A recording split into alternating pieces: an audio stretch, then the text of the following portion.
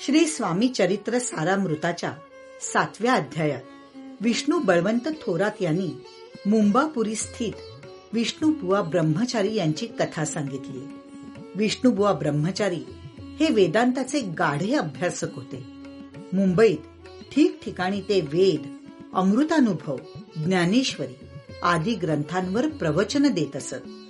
अक्कलकोट नगरीत येऊन स्वहस्ते स्वामी महाराजांची सेवा करणाऱ्या मालोजी राजांचाही वेदांचा चांगला अभ्यास होता.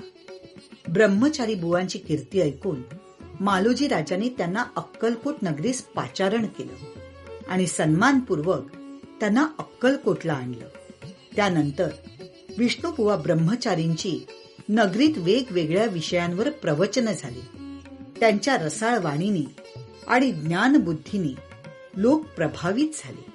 अक्कलकोटच्या वास्तव्यात रोज रात्री विष्णुबुवा ब्रह्मचारी आणि मालोजी राजांच्या वेदशास्त्र पुराणांवर चर्चा झडू लागल्या. एके दिवशी ब्रह्मचारी बुवा स्वामींच्या दर्शनाला गेले.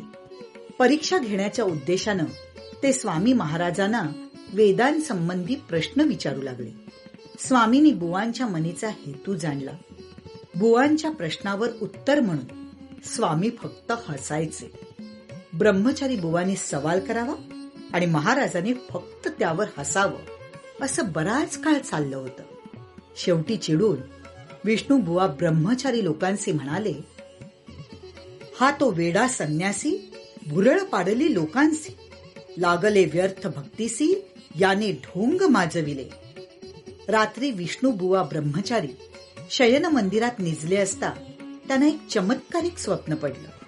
आपल्या अंगावर असंख्य महाविषारी विंचू चढले आणि ते आपल्याला दंश करतायत असं दृश्य त्यांनी स्वप्नात पाहिलं.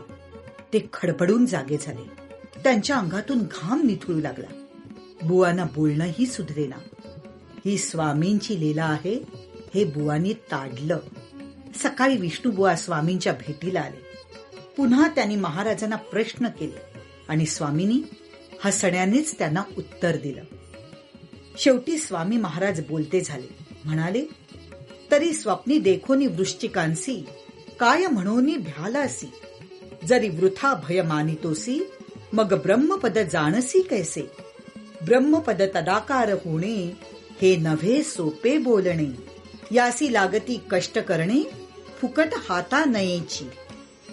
तेव्हा ब्रह्मचारी बुवांना स्वामी महाराजांचं थोर पण कळलं आणि त्यांनी स्वामींच्या चरणावर माथा टेकला.